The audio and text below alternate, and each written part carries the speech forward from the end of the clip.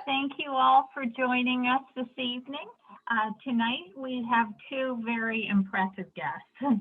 Our author of The Boys Club, Erica Katz, which is a pseudonym, and Erica is a graduate of the University of Michigan as well as Columbia Law School. She's a native of New Jersey and is currently living in Manhattan, where she works for a large, prestigious New York law firm, and The Boys Club is her first novel.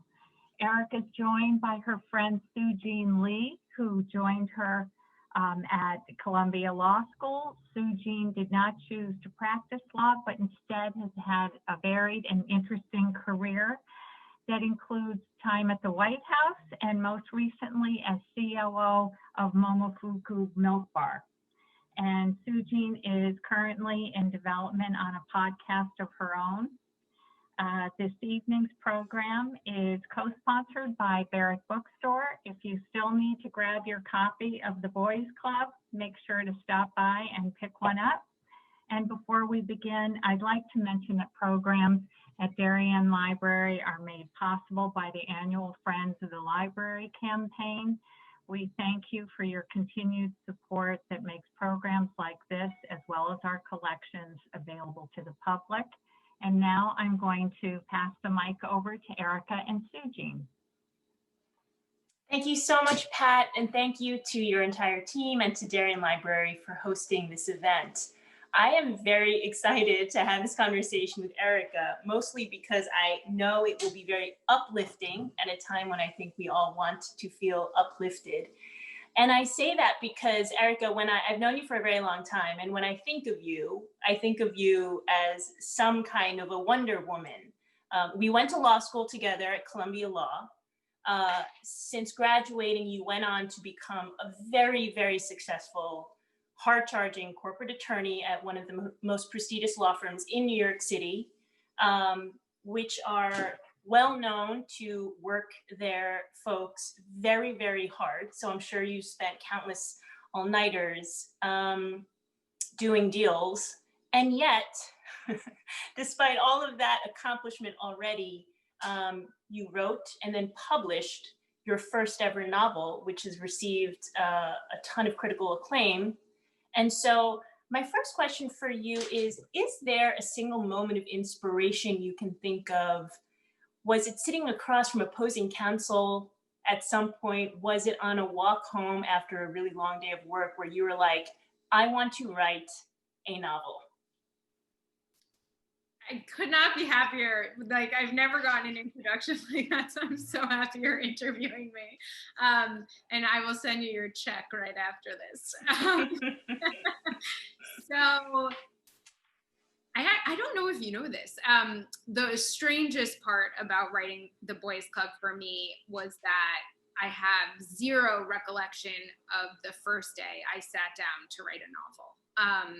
I don't remember how it came into my consciousness or what that inflection point in my life was that inspired me to write. What I do know is that starting in about 2016 with the Trump presidential run and election, I started to feel this very intense dichotomy around me where there were such opposing views of what was transpiring in the world, more so than I had ever thought. And it felt like this very bizarre time that I was having some trouble making sense of. And in retrospect, it was just, totally pie. But I didn't know we'd be living in dystopian America when I was talking about a time that felt very crazy to me. But I have always, my entire life, made sense of my thoughts while writing.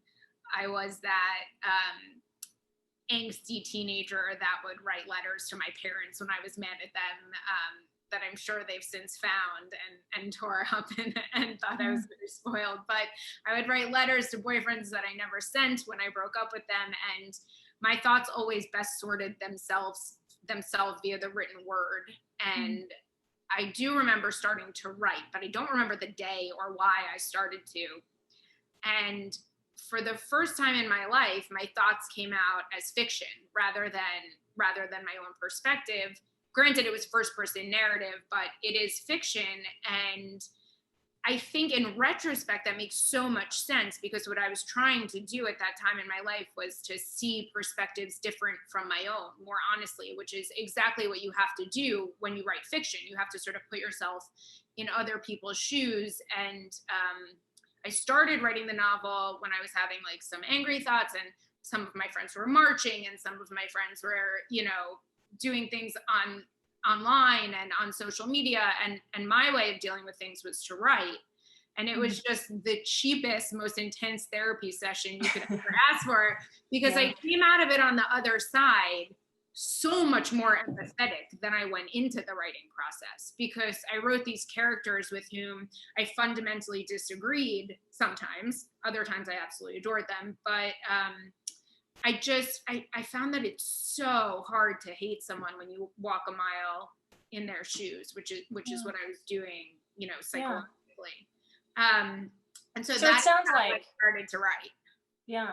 So it sounds like writing has served a very therapeutic purpose for you throughout your life, and that in times of especially dramatic tumult, it was there for you.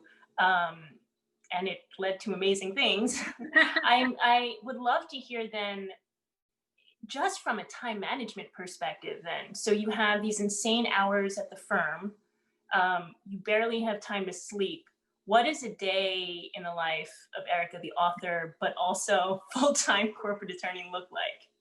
So just so people don't actually think I'm as great as Sujean claims I am, I have since stopped practicing law. I still work at a law firm, but the hours when I did practice, which is when I started to write the book, were grueling. When I was closing a deal, I sometimes slept at the office, and sometimes there was an entire summer, my second year, where I didn't really see the light of day, which is quite difficult in the summer because it gets dark at like 9 p.m. But, and I mean literally every day for like an entire summer, so even weekends. I remember thinking it's never bright light when I'm outside, and that's not okay. But once I got the writing bug, it became really easy to filter that into my life. And I tried to do it on the days I was working. I tried to wake up early, or I tried to stay up late. But the truth is that work never starts and stops at definite hours, or it doesn't actually, it's just continuous. It doesn't start and stop ever when you're a corporate attorney. And so I just found it very difficult to sleep into the day. And then more like a more cerebral answer is that I found my legal brain to be completely disparate from my creative brain. And I found that as a corporate attorney, I was supposed to be, pithy and direct and concise, and which is quite the opposite sometimes as a writer, where, especially in a book like mine, where I'm trying to create tension, not attention. Trying to create tension and sort of leave breadcrumbs that propel the reader forward as they're reading. I tried not to explain myself fully in the book, and therefore, what I ended up doing, the only way I found this would work once I really decided I wanted to make it into a novel, was I took vacations. And I took like maybe 2-week chunks of time, which sounds like a long time to people who aren't lawyers, but lawyers need that, because after like 13 days, you just start to unwind. So I'll often take 2-week vacations, but I got really territorial about them. Whereas I used to sort of work when people emailed me, I would constantly, I actually used to make up that I was like going on a cruise or something where there would be no reception, and I was just holed away in my New York apartment, and people were, why aren't you tan? but I did make up places I was without service, and I used that vacation time to write the first draft of the novel. And then and I was surrounded by really supportive people. My family never asked me why I wasn't attending dinner or coming on a vacation. And, I was dating someone at the time who was extremely supportive. And I always wonder what life would have been like in that time if someone had just said, you're crazy. Like, you need to take a vacation. You need to unwind. Like, you need to show up to these things rather than writing a novel. This is never going to happen. And you're wasting your precious free time. Yeah. I wonder, it might have been so easy to listen to a voice like that in a time like that, but everyone in my life was unbelievably supportive. Yeah. And well, I'm guessing that there were actually light touches of that, but that you you would find a way. Right. I'm correct. I'm sure, Yeah. but it's a pretty fragile thing to start off doing such a daunting task. And I wonder if, like, I'm pretty strong-willed. I wonder if I would have just used it as an excuse to listen, right? Because it would have been so easy in that time to just take vacations and that's a great, I mean, it is true of anything. You need to have the right peer group. You need to have the right support network. As this became a real thing, as you started to write more and more pages, as this started to take shape, and then at some point, of course, you're shifting to editing, and then thinking about more of the business aspects of publishing a book. I wonder if you enjoyed those parts of the entire experience just as much, if you found those just as relaxing and therapeutic as the actual writing. No one has ever asked me that, and I'm so glad my editor is not listening right now. I absolutely did not. This is off the record. I hated editing my book. Mostly, and by the way, my editor and HarperCollins in general were incredible about letting me tell the story I wanted to tell, which is not a very clean, neat, tied with a bow protagonist that is, you know, a hero story, and they were unbelievably supportive. So that wasn't it, but there is this certain flow that you get into when you're choosing your own words, and then to go through it and I wrote the book for me, and I wrote it to make me feel good and to make sense of my own thoughts. And I was aware on some level, like deep in my head, that novels are meant to be written. Novels are meant to be read. And so I tried to create, a fast-paced, and I tried to add sex, drugs, and rock and roll to what I thought was a very important story to make sure people were turning pages. Patricia actually said right before that she devoured the book in like a day with music to my ears, because I think that to have these important conversations about workplace inequality, people have to read. And to read, it needs to be sort of delicious. But I edited for the reader. And I just didn't find it nearly as therapeutic. And I didn't like bemoan that, because I understood that it was a necessary part of the process, but I definitely didn't enjoy it. However, I did get to do that on real vacations. Like, it was somewhat mindless to cut. And I mean, I remember Harper said, no one's debut novel can be more than 350 pages. No one will read it. And it ended up at 417, I think, something like that. And it ended up with my editor adding parts, right? And so it was fun to try to break some rules. And then there were other rules that I had to follow, right? I understood where I needed to give in and where I could push back. I pushed back on the ending. I pushed back on the protagonist. But then I gave in when they said, make it darker, make it more delicious. I was like, sure, why not? Just please give a redacted version to my dad. So speaking of that, let's talk about the book and what happens in the book. I mean, even when first of all, it is a page turner. And when I was reading the book, there was a point where I called you and I was like, please tell me I'm not a terrible friend and that this is not autobiographical, because there are events, You mean like you should have known if it were true? Yeah, if you had experienced that, I should have known. But there are events, there are things that happen to Alex, that Alex experiences, that are dark, that reveal parts of the underbelly of BigLaw, of New York City, of drugs and alcohol, and obviously the complicated dynamics of gender. What did you have in mind when you wrote that, in terms of, was it a cautionary tale? Did you feel like you had a message to share, or was it more about the actual drama and conversation of character development? So I wanted to create a character. And by the way, I'm so glad you said reveal the underbelly of BigLaw and New York and, you know, corporate America, because people say write what you know, and I knew BigLaw, and on some level it was low-hanging fruit to set this in a law firm because I know how they work. But I hope that readers think this rings true for any corporation, for big banks, for entertainment, and one needs only to open a newspaper to sort of see that these stories are everywhere. And I mean, that was part of my inspiration. It was just the world around me and what was happening, and the Me Too movement, and victims and how they were being analyzed and criticized.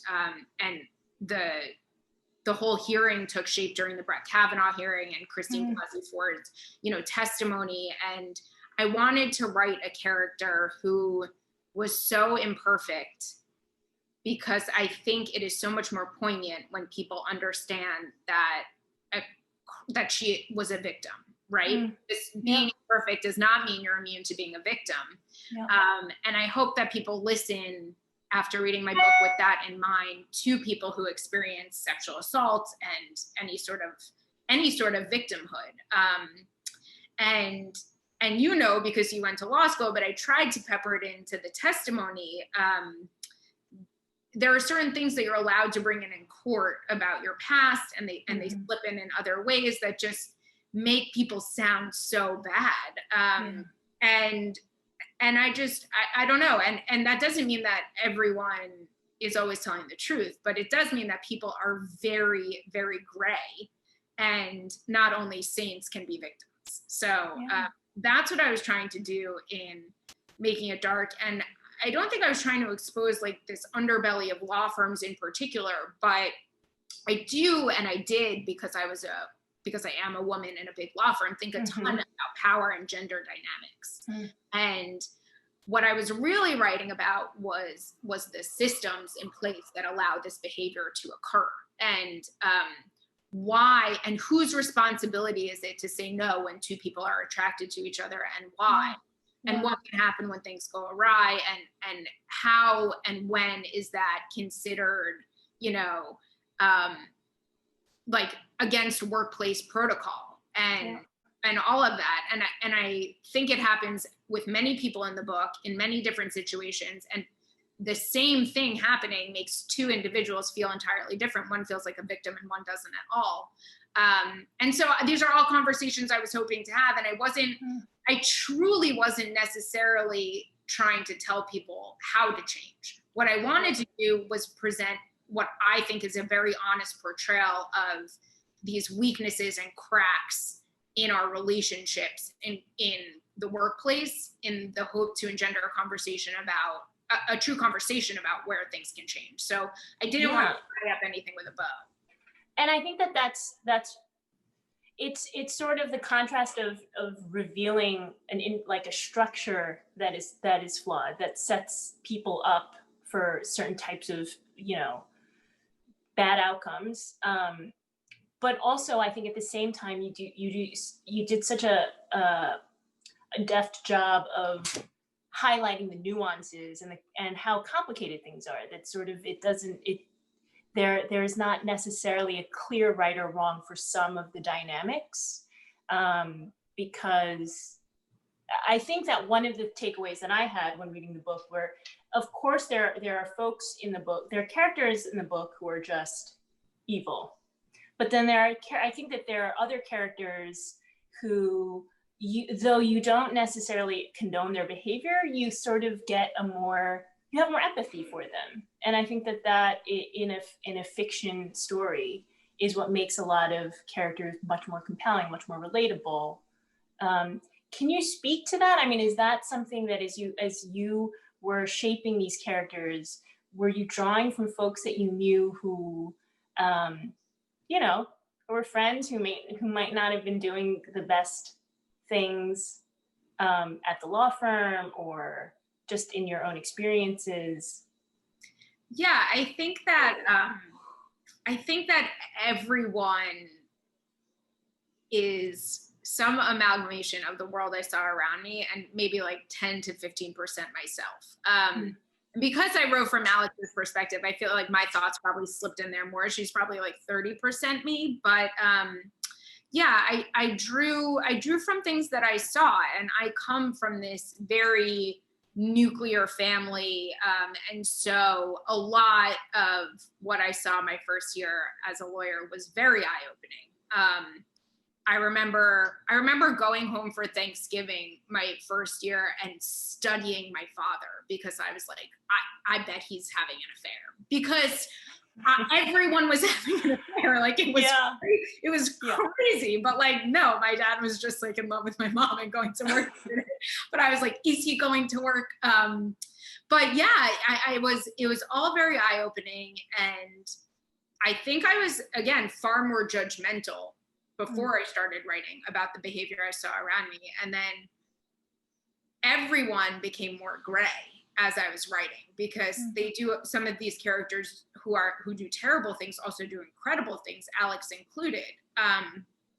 And characters save each other at points and backstab each other at other points. And I think that more lovable part of most of the characters was not what I set out to do. I think I set out to make more of a point in writing, and then it was impossible, because people are people and people are complicated. And I learned so much about my own views on human nature and the ugly parts of myself and what I thought about things by writing them. And so it was really important to me that everyone be, complicated, for a better word. I think there's only sort of one character who's not complicated, and I even peppered in a bit about him being complicated. And also people reveal themselves to you over time, right? And so there's layers to these people and their interactions, and Alex is kind of totally confused at first. But I hope that resonates with people more than it would sort of good characters and bad characters coming together in like a superhero drama, which this certainly is not. Other than Alex, was there a character that you just had the most fun writing? It's such a good question. First of all, I love Derek so much, but I also really love Jordan. I thought that he was every great guy friend that I've ever had, and wrapped into one. And I've had the pleasure of having some really wonderful male friends in my life. And I had so much fun writing the dad. I don't know why. And he's a little bit like my dad, but he's just so lovable and sweet. I really liked him. I liked all the characters, but I happen to have loved Derek a lot. I thought he was really complicated. Is there going to be a follow-on to Alex's story, or is there another book in the works? So when I finished The Boys Club, I felt very done with that story. Despite the fact that it doesn't have a super neat ending, I felt done with those characters and the plot lines. And I felt that the conversation I was trying to start with them was started. And so I do not anticipate writing a sequel yet. Not right now. I am working on a different book. And so, I'm gonna let people talk, and that will be the continuation of their stories. But the book has been optioned for Netflix. So what does that look like? And is it the same Alex, or does Netflix and you get to reshape the character?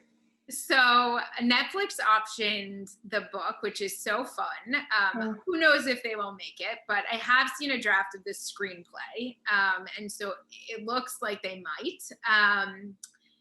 Alex is different in the screenplay. And when Netflix optioned it, I sold all rights, which is sort of, I did not want screenwriting rights. I wanted to start my next novel. And I'm not a screenwriter. I would have no idea where to start, but so I don't have creative control over it, which is new.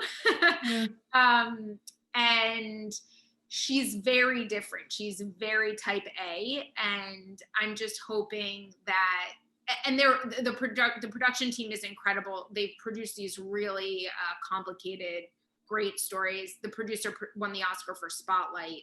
He's wonderful. And he's been asking for my input lately. So I'm hoping that I will get to shape her into something a little bit more gray. But either way, I think it would be wonderful to see even like some semblance of the plot lines on screen. I think, you know, Who Plays Who is like my favorite game to play at night when I can't sleep. Yeah. Very excited about that. So the book actually came out during the, I would say, not the height, but on the heels of the height of COVID quarantine. What was that like? Has it been just a whole different world in thinking about connecting with readers or getting feedback when we're living in this new Zoom world of Zoom marathons? So the truth is, I don't know anything different, but I would imagine this is very different from what everyone had planned. And I feel super lucky that places like Darien Library and other venues are doing Zooms and allowing me to connect with readers. I am not social media inclined, as we've discussed, but I have gotten better at it, and I've tried to share a bit about myself and my writing and what I'm reading and my life on Instagram. I still barely know how to upload a picture on Facebook, which is very strange. And I think it's all on Instagram anyway. You're all fine. So yeah, it's very different. As you know, I'm sort of a silver lining type gal. So I will say that doing press for this book is a great honor, but it's also very time consuming. And I don't know that I could have done it with my day job if it weren't on Zoom, right? If I had the great pleasure of driving to Darien Library tonight, I would have missed the last two calls that I just got off in time to join this. And it would have been far more hectic. And I really wonder if I would have had to make a choice that I haven't yet had to. For now, everything seems to be working, and I don't feel super tired, and I have a puppy, and life is good. But I think I would have had to quit if I were doing all of these wonderful press opportunities in person. Yeah. So it's different, but it's not bad for me. I do think that it was really hard for readers to get their hands on books when wonderful local libraries and bookstores were closed. Airport traffic is a huge consumer of women's lit. For some reason, women are constantly buying a book before they get on a plane to go somewhere. So the market was very different. But I feel very fortunate that someone made Zoom, because it's totally changed my life, and I really wish I bought stock in it. Also, speaking of the book coming out, and appreciate some of the questions that I'm seeing on the chat. Was there a reaction from your law firm? Oh, that's a good question. So because you write with a pseudonym, but I'm assuming that they knew about the book's existence. So the law firm that I work for now is unbelievably professional and quite lovely. And I think that they knew immediately that this book was not about them. In fact, my favorite part about people reading the book is to see who's worried about the book. But my law firm was relatively, and I say relatively because they are a law firm and they are careful, but they were totally cool about it, believe it or not. I spent this whole time while I was editing before I told them, and I told them pretty early in the process, but thinking I would get fired, and all they said was, run your press by us, and to the extent that diversity comes up, like, we want to make sure we're on the same page, and let us know if you ever want a representative from the firm to interview with you, and all of that. And they couldn't have been better. I will note that I wrote the book while working in a different law firm, and the law firm in the book looks nothing like the law firm I'm at now. So they were very, very cool about it, I thought. Yeah. I think that is a great sign of a very strong corporate culture where you are now. Yeah, it's a real meritocracy, and I came from a place that was far rougher and more of a frat mentality, for lack of a better word. But they were very, very supportive. Then in this new era of COVID quarantine and everything being digital, I'm curious how that has shaped your current creative process. Are you finding it more difficult to ideate, to brainstorm because you're not interacting with as many humans in real life? Are you finding it more productive because you have more solo time during which to write? So the former, I'm finding it far more difficult to write. And I sold my second book like a couple months ago at this point, and I'm supposed Congrats. to thank you, far longer apart, like along in the editing process than I am. And it honestly didn't occur to me until you just said it, that it might be because I'm not interacting with as many people, which, as you know, I get a lot of energy from speaking to people, and I'm very inquisitive when I meet new people. So maybe that's why. I do think a lot of it is just a general anxiety about the direction of the world. And I don't think an anxious brain is a brain that's going to write some beautiful prose. My family's doctors, and they go to work every day exposing themselves to COVID. And I worry about my father, and I worry about my brother, my brother-in-law, my sister-in-law, quite literally, they're all doctors. And so I think I just have anxiety about the world, about the election, about COVID. And so I haven't been quite as diligent about writing as I should, but I have found some ways around it. I've started to outline more, whereas the first book I just wrote on sheer like inspiration, but I've plotted more, and I hope that we're going away soon. I plan to take a big chunk of time and write when I visit my sister, and I think the words will come, but I haven't found this to be some, very creative time hunkering down in my apartment. And to the extent anyone listening is a writer or other creative person who has, I really would like some tips on what you do, because nothing's coming to me. Well, people are inevitably going to turn to you for advice. I mean, this is your debut novel. You took it from idea, obviously, through to publication, just winging it, I assume. Can you share some advice to all of those folks who have some kind of hobby or interest that they want to, turn into something real, especially a fiction novel? Yes. So the advice I have is, first of all, go for it. Like I said before, I think it's so easy to talk yourself out of something, or to allow someone to talk you out of pursuing your dreams, but just plug away at it. I'm testament to the fact that works. And then by way of having it go somewhere, I think that I learned one really important lesson by writing this book. And I literally have no idea what I'm talking about, because I've only written one.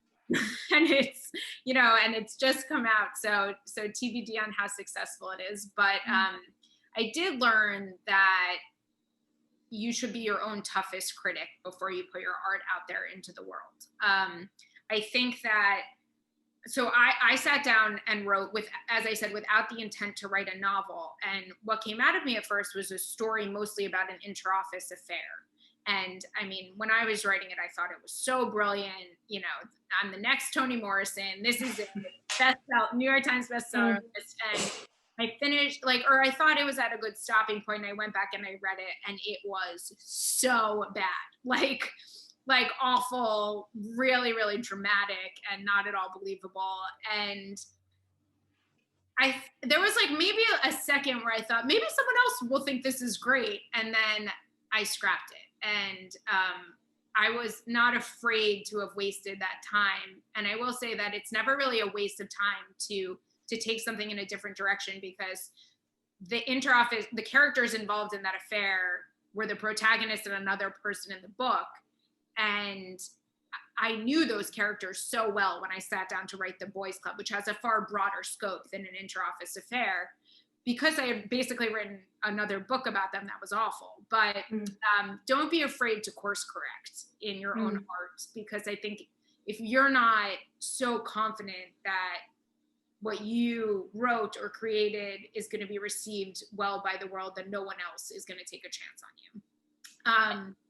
The second thing I would say is have a little bit of luck before someone came out of nowhere. I think the story how I actually got this published is really, really fascinating. So if we have a minute, can I just tell it? So yes. So I wrote this book, and I read at this similar time, I read this book, Sweet Bitter, by an author named Stephanie Danler, that I thought sounded a bit like the voice I was trying to convey, which is starting off in the workplace and feeling a bit lost in New York City. And so I Googled who Stephanie Danler's agent was. So pro tip, be pointed in who you reach out to. And I said, I love this book. You know, I think mine sounds a little bit like it, not really, but could you give it a read? And she wrote back, I'm pregnant. I don't have time, but my colleague used to be a lawyer. Can I give it to her? And I was like, of course you can. So you cold called this woman. Yes. Well, cold emailed. Yes. Totally out of the blue. But I had clearly done my research. I knew something else that I'd been an agent for. And she gave it to her colleague. And about 2 weeks later, her colleague sent me an email and said, because I sent it from my email address. She said, I just Googled you on LinkedIn. I know that we worked at the same law firm. We were summer associates the same year. I get this. I love this. Let's do it.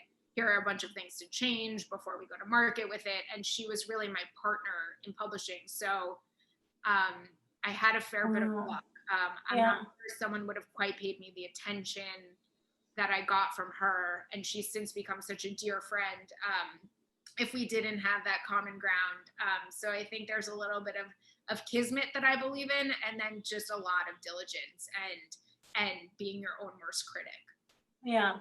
Also, that I guess that goes to show you that cold calling does work. And absolutely. I'm guessing that even if that person hadn't written back, you would have kept emailing, gone down a list. Yes, I suppose the opposite side of that is that as much as a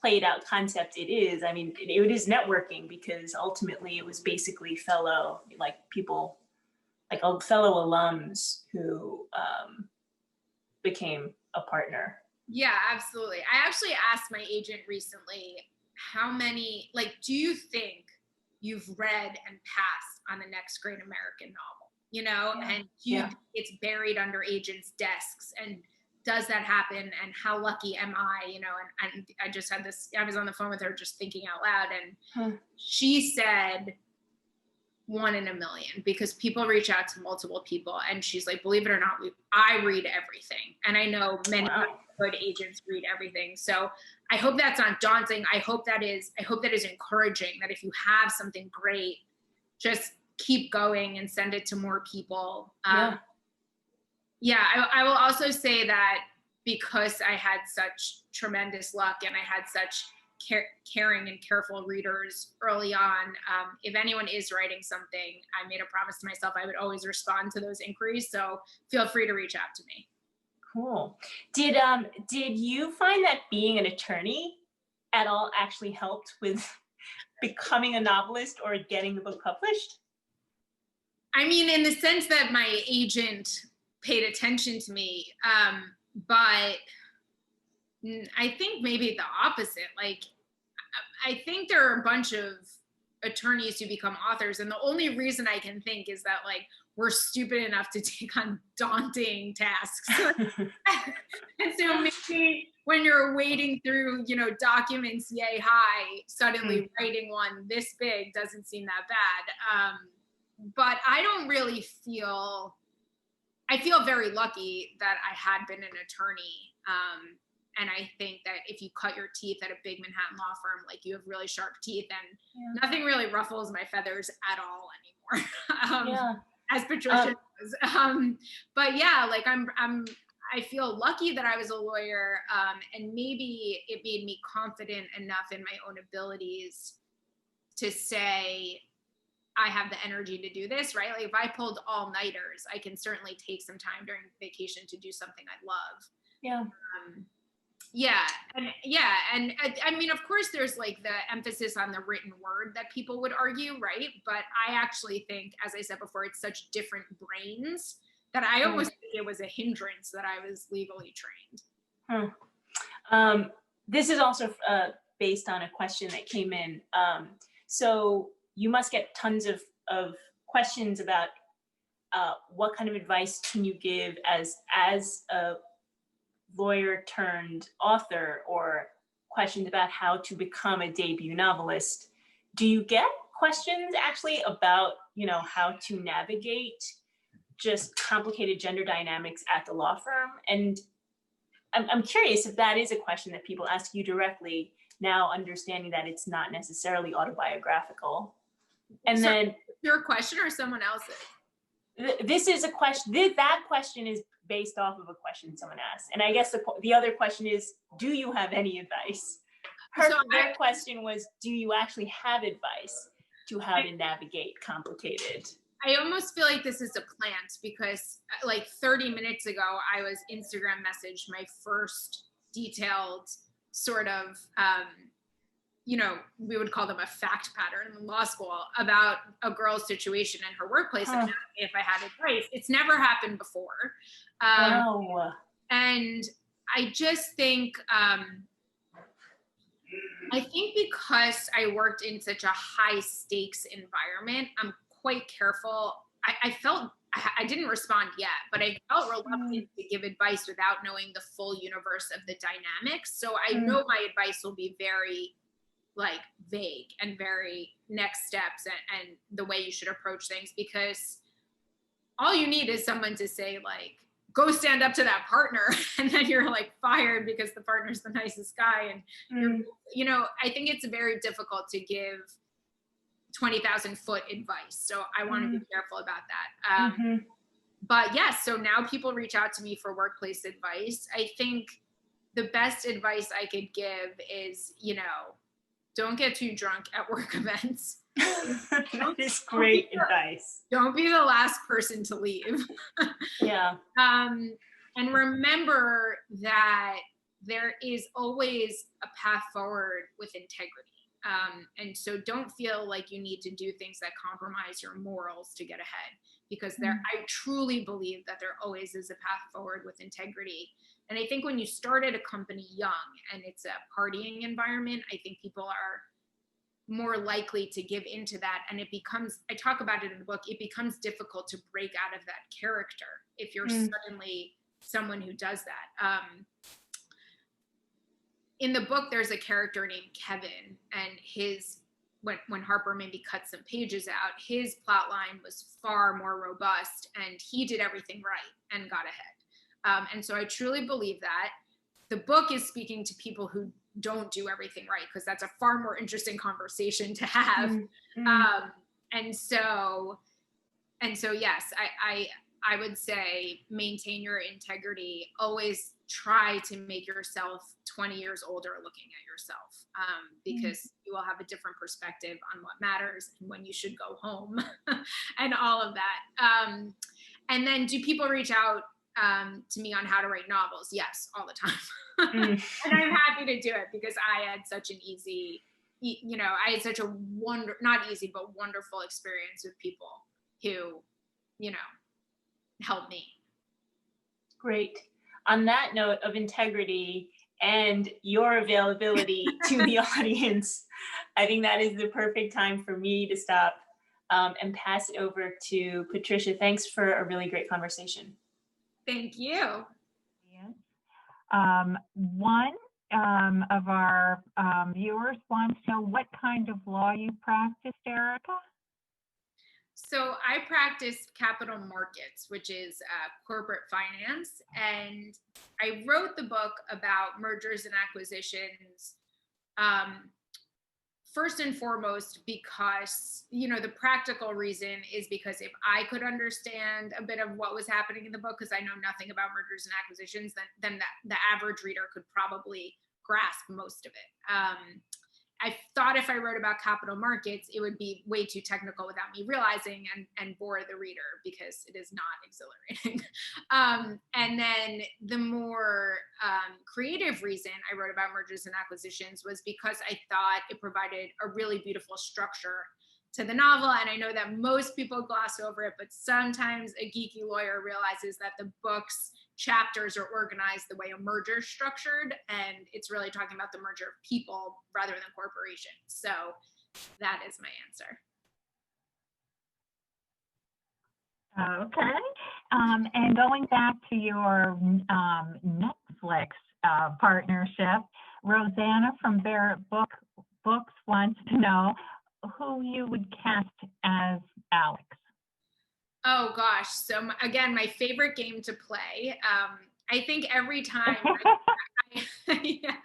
every time I consume great TV or film, I always see the female protagonist as Alex. And I don't actually care who she is, but I think that she should have very big eyes and be a great actress, because I think Alex is really complicated and she's absorbing this world through her eyes in lots of sideways glances. And, there's a lot of subtext to the text in the book.